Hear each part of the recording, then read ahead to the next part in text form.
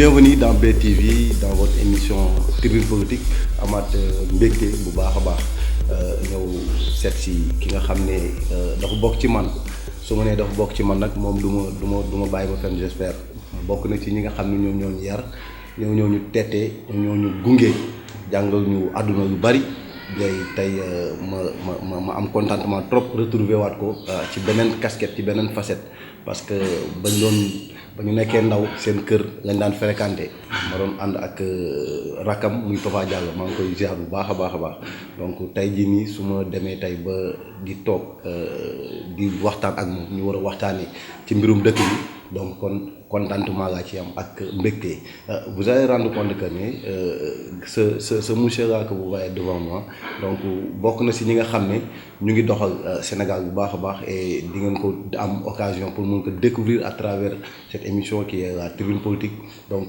bienvenue grand nuyu naa bu baax a baax maa ngi lay ziar.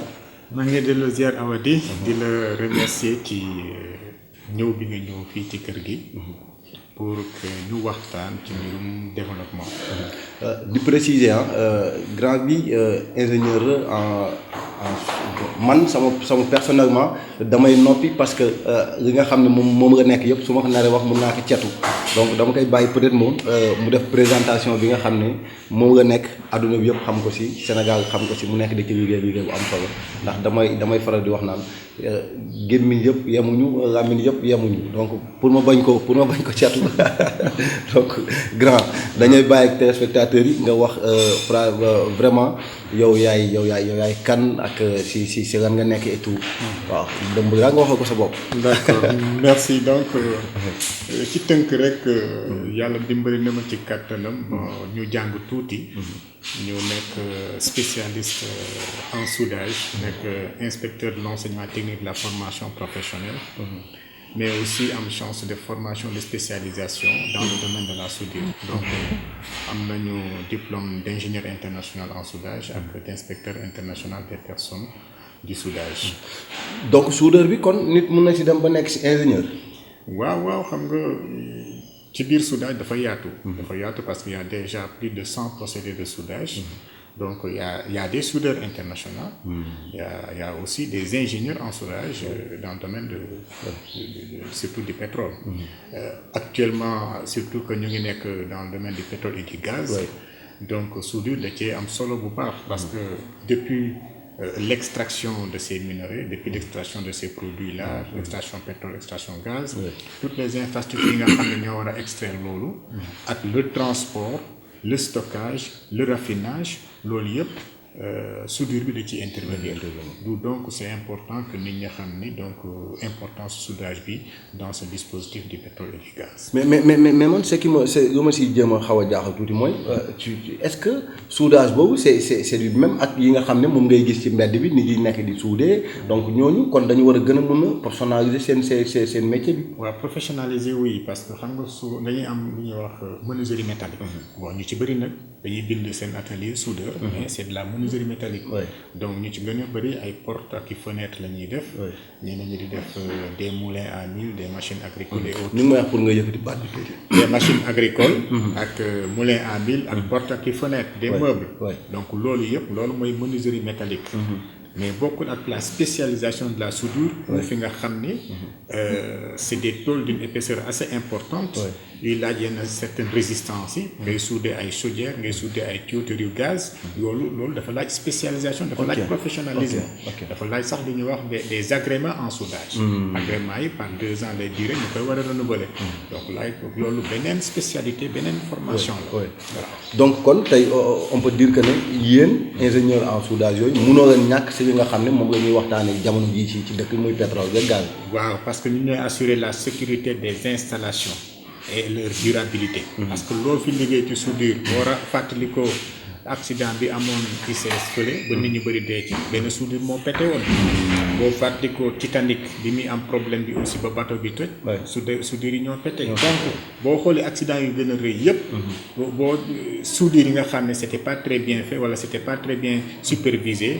mooy indi dégâts bi. donc c'est quelque chose d'assez important. et qui coûte excessivement cher.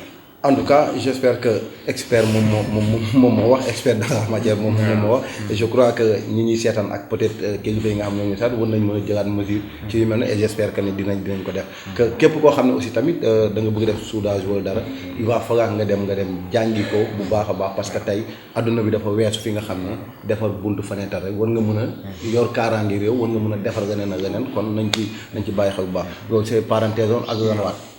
Bon, en fait, expert en approche par compétence, mais c'est toujours dans le domaine de l'éducation et de la formation. D'accord. Et dans le domaine de la gestion des compétences de façon générale. D'accord, loolu kon dinañ si ñëwaat.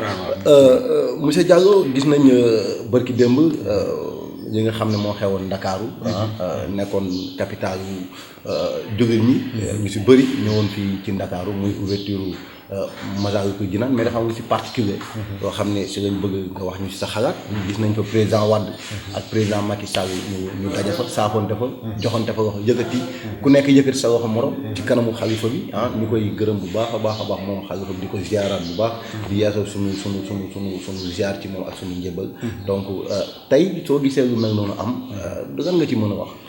xanaa sant yàlla rek. c'est la victoire de la religion musulmane. ñëpp ko war a ndamoo tey. victoire du Sénégal aussi. parce que adduna bi pour mu dox il faut ñu bàyyi xel diine gi. parce que boo bëree xam-xam te amoo diine amoo yar. bon daanaka ci yàqu adduna ngay nekk. donc bu ñu gisee suñu parents yooyu la communauté mouride.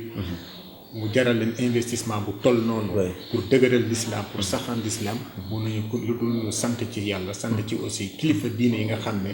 ñoo fi nekkoon bàyyi fi lii ba seen doom ak seen sët ñëw gën ci taxaw. kon ñuy sant sunu kilifa yooyu yëpp mooy Serigne Ahmed Bamba. muy Serigne nu mu tuddati. Sëñ Sidi Maxtaar Sëñ Muntaxa ak yeneen tarixa yëpp aussi di leen remercier aussi ci li ñu ñëw accompagner journée boobu. parce que lii day wane ni ñun ñëpp benn lañu. même sunu mbokk chrétien aussi ñëw nañ fekkee ci journée boobu. donc day wane ne lii rek Sénégal benn bopp rek la. bu ñu àndee ñun ñëpp di waxtaan di diisoo. di bokk liggéey Sénégal mën na jëm kanam. te peut-être sax mën nañ bañ a soxlaal ñi ci biti lu bari. donc loolu dañuy permettre ñu gën a indépendant. ñu gën a mën a liggéey suñu réew.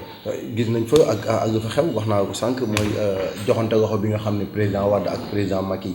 jot nañ ko fa def. mu nekk loo xam ne vraiment adduna bi ñëpp ñu ngi koy waxtaanee. nan nga gisee loolu. waaw xanaa rafetlu ko rek parce que aussi développement jàmm moo ko la. parce que bu ñu amul jàmm développé defee parce que ku nekk bu fekkee yaa ngi calculer keneen ki comme noonu wala comme adversaire te lay tere xalaat ci développement. donc bu fekkee ñëpp xam nañ ne kii sama nit la kii sama waay la li ñu bokk ñoo bokk dëkk bi ñoo bokk bëgg-bëgg mooy développer Sénégal yaakaar naa àndu liggéey du poser problème. donc bu ñu leen gisee ñoom ñaar ñu joxante loxo yëkkatante. donc mënuñu lu dul sant yàlla. joxe nañ exemple léegi nag mu ngi dépendre ci ñeneen ñi topp seen ginnaaw aussi. ñu gëm loolu. dund ko pour que Sénégal jëm kanam. pour que Sénégal mën a jëm kanam ci loolu sax la ñuy rebondir bientôt réseau ouverture classe yi ñëw na à chaque année on nous dit ubbi tey jàng tey yéen ñi nga xam ne vous êtes des professionnels dans ce domaine est-ce que ubbi tey jàng tey boobu nekkul slogan rek boo xam ne depuis presque 4 ans ñu ngi koy wax. waaw bon xam nga slogan bu fekkee slogan bu rafet la. ñëpp dañ ko war a approprier. xam nga nit mun na taxaw fële wax ji rafet. bu wax bi xësee rafet rek. na ko ñëpp jël def ko seen waxu bopp. jéem ko dund. bu ñun ñëpp d'accord rek ni ubbi tey jàng tey lu war a mën a nekk mën na nekk. kon dafay nekk.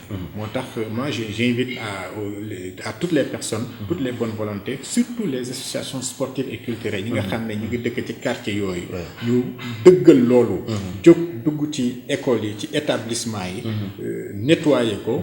xool comme yaa ngi wax sànq menuiserie métallique yooyu. xool table banc yi yàqu ak yooyu. ak mairie yi. ñu dugg ñu jéem a dëggal loolu. mais bu fekkee politique bi rek mooy wax slogan ñu bàyyi ko slogan. du dem. donc ñëpp ñoo war a approprier slogan boobu te xam ne c'est dans l'intérêt du pays. njàng bi bokk na ci jafe-jafe mi. mooy li ñuy jàng doyul. le temps bi ñuy fréquenter à l'école doyul. le temps bi ñuy fréquenter li ñuy jàng suñu kër doyul.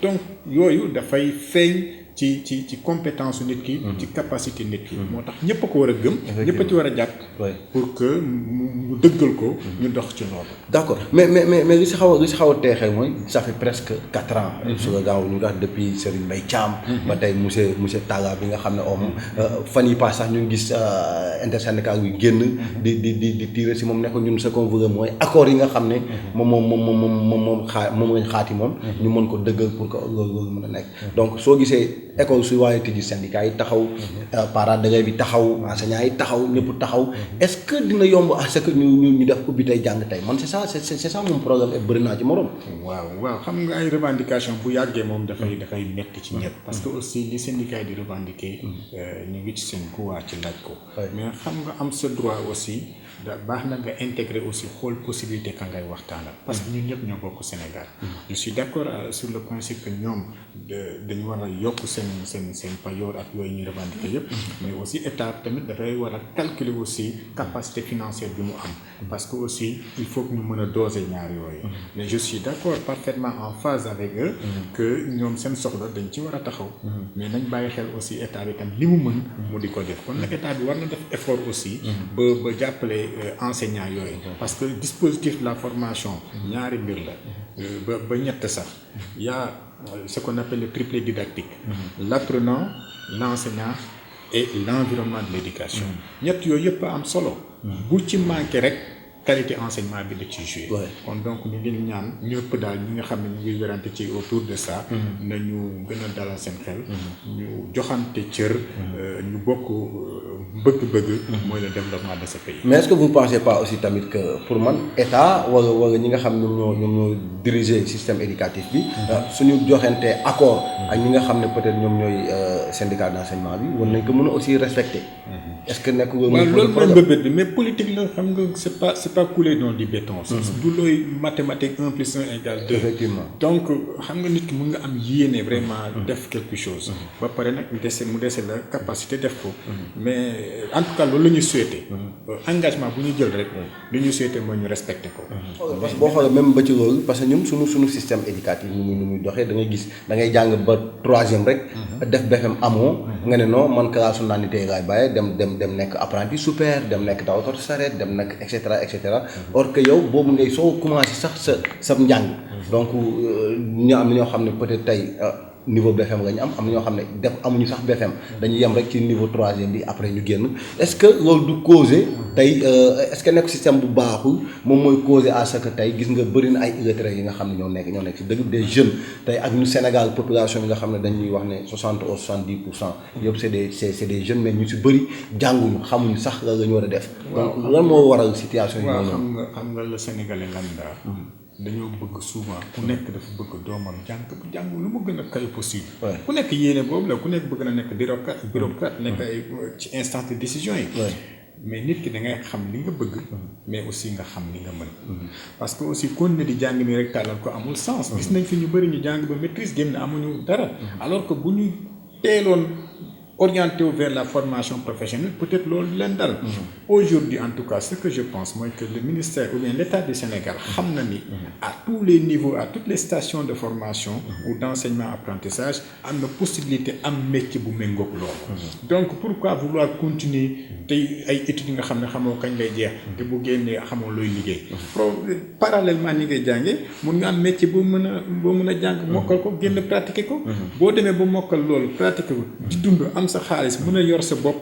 su boobaa mën nga continuer say études mais li ñu sonnal ñun ñëpp mooy que dañoo bëgg a topp enseignement général ba yow mi diin te loolu mënut a dem dans les pays développés c'est les ouvriers qui développent le pays c'est les professionnels qui développent le pays c'est pas les théoriciens bon j'ai beaucoup de respect pour les théoriciens mais aussi il faut qu'on passe à la pratique bien que ñaari moom il faut ñu boole leen théorie sans pratique n'a pas de sens mais pratique sans théorie aussi elle est absurde. d'accord dinañ ñëw léegi ci système ci nga xam ne moom mooy enseignement professionnel et enseignement formation professionnelle dinañ ci ñëw léegi mais dama bëgg ñu dañuy tijji benn fenêtre bu ndaw ak situation Jeanne d'Arc bi nga xam ne xewoon na fi fan yi passé on a vu que dañ doon dàq ñi nga xam ne dañuy voiler ne du ñu jàngee si école bi et gis nañ ci aussi tamit taxawaay bi nga xam ne peut-être suñu certaines autorités am nañ ko si mais gis nañ aussi ci accord yi ñu wax ñoom fan yi passé sax da nga gis ci yenn parents d'élèves yi foofu génn ne ñoom dara leeru ci seen bopp parce que dañu ne année bii dinañ bàyyi kon déwén est-ce que cette situation ne va pas se répercuter est-ce que ñun suñu système ni muy doxee fii ci Sénégal ak suñu gouvernement yi ak étranger yi nga xam ne ñoo fi nekk ñun dafa mel ni comme dañuy dicter ñoom li nga xam ne moo lañ bëgg fii ci suñu biir réew. waaw je pense que loolu aussi il faut que ñu nangu benn chose mooy que le Sénégal est indépendant depuis très longtemps. Est-ce qu'on est indépendant? waaw on est supposé indépendant quoi. non man je me dis qu'on est indépendant. il faut aussi ñu gëm loolu. xam nga suñu problème mooy que ñun ñoo dul gëm li ñu war a def. toujours ñun ñooy jàpp ci dépendance bi. bëgg lu tubaab bi ñëw ñu jàpp ci moom. lu tubaab bi wax ñu jàpp ainsi de suite non il faut que ñu gëm ni ñun dañoo indépendant. dans l'esprit d'abord. suñu indépendant yi nag léegi nag ñu commencé jël suñu parce que loi yi am na texte et règlement yi am na ministère wax na ko donc na ñëpp tënku ci loolu na ñëpp tënku ci texte et règlement mënuñu école privée bu nekk ñëw ak ay textes ak règlement sinon day indi anarchie bu fekkee école privée dañuy dépendre ci yenn structure wala yenn léegi day poser problème moi je pense que l'État du Sénégal est là pour gouverner bu ñëwee nañ waxtaan ak képp ku bëgg a ubbi école de formation ñu am ay textes yi nga xam ne vraiment du am benn discrimination nañ bàyyi nit ñi libre et puis d'autant plus que yàgg nañ ko def depuis des années dara benn problème posé wul donc pourquoi ñu koy soulever maintenant je pense que daal loolu yëpp war na mën a ñàkk ñu respecter ku nekk sa religion ku nekk sa nu mu tuddati sa ethnie ku nekk sa physique ak yooyu yëpp ñu xam ne daal jàng moo ñu tax a jóg nañu jàng bu ñu paree ku ñibbi ku dem sa kër nag mu la neex mën nga gérer sa religion ak say pratiques religieuses. D'accord yaa ngi ko doon wax sànq formation professionnelle bi donc yow gis nañ nga def ci liggéey bu am solo surtout au niveau du centre BTP bu Diamniadio est-ce que mën nga revenir at ci diir bi nga fa def sa contrat bi ak ñoom lan lañ mën a jàpp que ne vraiment amélioré nga ko si par rapport à ça.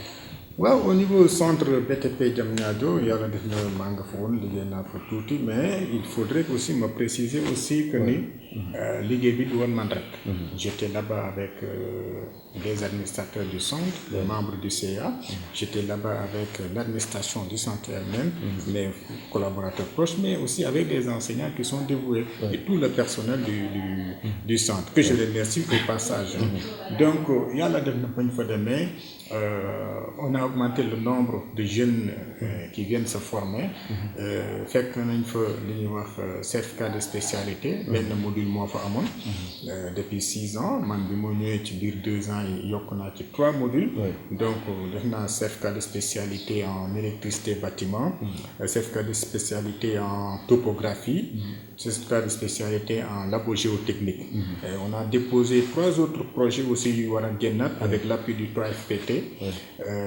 certificat de spécialité dans le domaine de la peinture et application de revêtement dans le domaine de la conduite des engins de travaux publics et dans le domaine de la suivi donc yooyu c'était un projet ñu fa bàyyi te ñu war ko dérouler avec l'accord du 3FPT loolu benn pàcc la ci mais aussi on a développé même les salles de classe on a construit 7 autres salles de classe là-bas parce que aussi loolu difficulté formation professionnelle la melul comme enseignement général bi nga xam ne donc tu peux avoir une salle de classe vraiment pléthorique wala pas pléthorique mais quand même buy dem ba ay 40 ou 50 apprenants ici chez nous maximum c'est 16 à 20 apprenants donc bu ëppee loolu rek gestion bi day difficile pratique bi day difficile et ainsi de suite donc ce qui fait que donc on a augmenté les salles de classe et on a eu la chance aussi Promoville bi nga xam ne dafa manqué woon démarrer bi ma yegsee avec les stratégies ñu teg en place pilotage bi ñu démarrer ko yàlla dimbali ñu ba